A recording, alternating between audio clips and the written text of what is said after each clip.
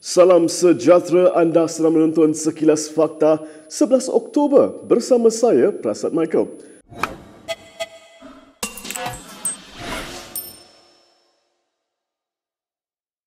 Presiden UMNO Ahmad Zahid Hamidi hari ini membidas Kerajaan Negeri Pakatan Harapan kerana tidak membubarkan Dewan Undangan Negeri mereka.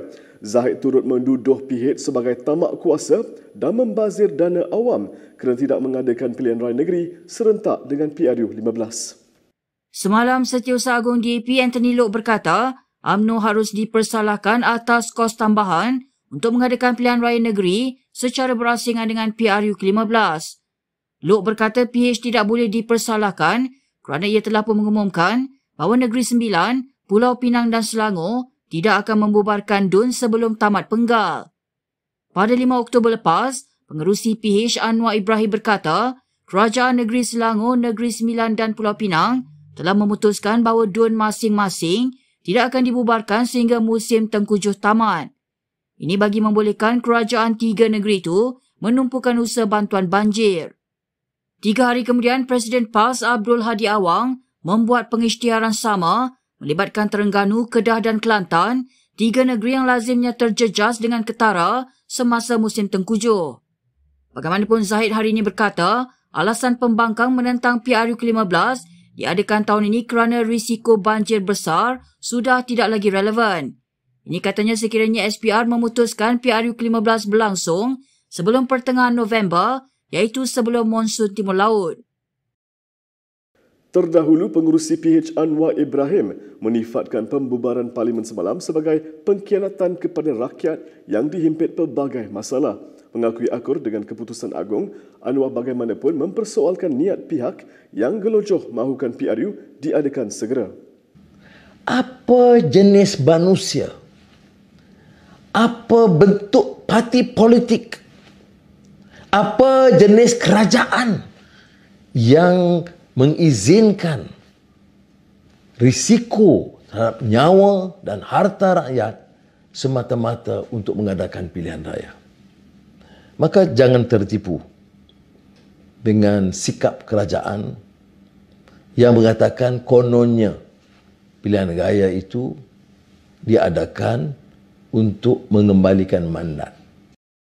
Ketua pembangkang itu juga berpandangan pelaksanaan PRU ke-15 ketika ini bertentangan dengan titah yang di-Pertuan Agong sebelum ini yang menasihatkan supaya agensi kerajaan dan semua rakyat bersedia berdepan risiko banjir. Seluruh kabinet dengan 72 orang pimpinan kononnya, paling besar dalam sejarah negara, terpaksa tunduk kepada suatu keputusan yang sangat dikesalkan. Kita ke perkembangan berikutnya. PAS telah gagal mematuhi syarat yang digariskan UMNO untuk bekerjasama dalam PRU akan datang, menurut Naib Presiden UMNO, Khalid Nordin. Justru bekas Menteri Besar Johor itu menjangkakan kedua-dua parti akan bertembung di 27 kerusi Parlimen. Sinar Harian melaporkan Khalid sebagai berkata, kerjasama UMNO dan PAS secara automatik akan terputus apabila PAS gagal memenuhi 3 syarat yang ditetapkan Presiden Parti Ahmad Zahid Hamidi. Pada 2 Oktober lalu, Ahmad Zahid memaklumkan 3 syarat yang dikemukakan kepada Presiden PAS Abdul Hadi Awang jika parti itu mahu menjalin semula hubungan dengan UMNO. Syarat itu menuntut PAS keluar daripada Perikatan Nasional, memutuskan hubungan politik dengan Bersatu dan mengumumkan secara rasmi bahawa mereka berpisah 100% daripada PN dan Bersatu. Sebelum ini, pengerusi Perikatan Nasional Muhyiddin Yassin membayangkan PAS berkemungkinan kekal bersama gabungan itu pada PRU ke-15 akan datang. Dilaporkan terdapat 20 hingga 27 kerusi PH yang dilihat berpotensi untuk dimenangi oleh UMNO atau PAS jika kedua-dua parti tidak bertembung antara satu sama lain. Pada PRU ke-14, campuran undi UMNO dan PAS melebihi undi untuk PH di kerusi-kerusi berkenaan.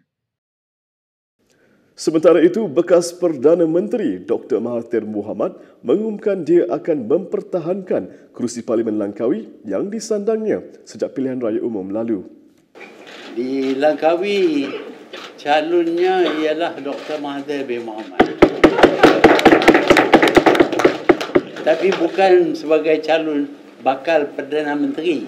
Calon sebagai wakil rakyat saja. Kita tidak tentukan siapa yang akan jadi Perdana Menteri. Karena calon untuk Perdana Menteri itu relevan kalau kita menang aja. Dalam sidang medianya, Mahathir turut memaklumkan bahawa Gabungan Gerakan Tanah Air GTA akan bertanding atas tiket pejuang kerana belum diluluskan pendaftarannya. Dalam pada itu, ketika ditanya sama ada dia terbuka untuk bekerjasama dengan pengerusi PH Anwar Ibrahim, ini jawapan pengerusi pejuang tersebut. The question should be given to him. Ask him, will he work with me? The problem is he doesn't want to work with me. I'm a very nice man. Berita seterusnya, kepimpinan DAP Pulau Pinang dikatakan mempunyai keraguan dengan keputusan untuk menangguhkan pembubaran DUN. Beberapa sumber memberitahu Malaysia Kini bahawa mereka memutuskan malam tadi supaya pilihan raya negeri perlu dibuat serentak dengan pilihan raya umum. Satu sumber yang enggan namanya disiarkan berkata, hanya seorang pemimpin DAP Pulau Pinang yang bimbang dengan cadangan itu, manakala yang lain menyokongnya. Menurutnya, kepimpinan DAP negeri mempunyai banyak alasan untuk meminta kepimpinan pusat PH membatalkan keputusan sebelum ini supaya menangguhkan pilihan raya negeri. Ia ada kaitan dengan kebimbangan bahawa selepas PRU ke-15, UMNO dan PAS berkemungkinan bersatu sekaligus memberi lebih ancaman kepada PH di Pulau Pinang. Tambahnya, kepimpinan DAP negeri juga bimbang jika pilihan raya diadakan sebelum musim tengkujuh, mereka mungkin dipersalahkan kerana memaksa rakyat Pulau Pinang turun mengundi 2 kali. Pagi ini, pimpinan PH Pulau Pinang mengadakan mesyuarat tergempar, namun pengerusinya Chow Kon Yao tidak mendedahkan hasil mesyuarat itu. Bagi DAP, mesyuarat hari ini, Parti Amanah dan PKR saya percaya ada mesyuarat masing-masing dan mungkin Pakatan Harapan Majlis Presiden pun akan bermesyuarat saya rasa pada hari Rabu lah. Mahkamah Tinggi Kuala Lumpur memberi amaran kepada pasukan Peguam Najib Razak supaya melengkapkan pemeriksaan balas terhadap saksi pendakwaan. Hakim Colin Lawrence Sequeira berkata, pihak pendakwaan akan dibenarkan meneruskan pemeriksaan semula saksi jika peguam tertuduh tidak bersedia menyoal balas.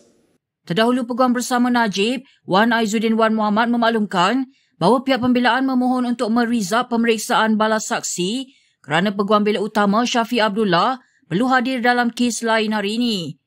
Wan Aizuddin merujuk kepada saksi ke-40 pendakwaan dan bekas pengarah urusan M Investment Bank, Kok Tak Chiong. Ketua Pendakwa Gopal Sri Ram kemudian memaklumkan pihak pendakwaan tidak dapat memanggil saksi baru kerana beberapa saksinya termasuk Kok masih menunggu untuk disoal balas oleh Peguam Najib. Hakim Sekira kemudian berkata, Aizuddin lebih berkemampuan untuk mengambil alih pemeriksaan balas sekiranya Syafiq tidak hadir. Beliau terus menyatakan bahawa Najib mempunyai pasukan peguam yang besar. Aizuddin kemudian berkata, dia akan memaklumkan perkara itu kepada Syafi'i sebelum perbicaraan ditangguhkan kepada jam 2.30 petang hari ini.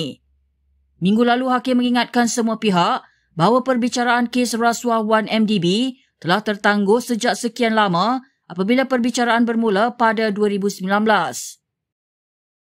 Berikut beberapa lagi ringkasan berita untuk hari ini.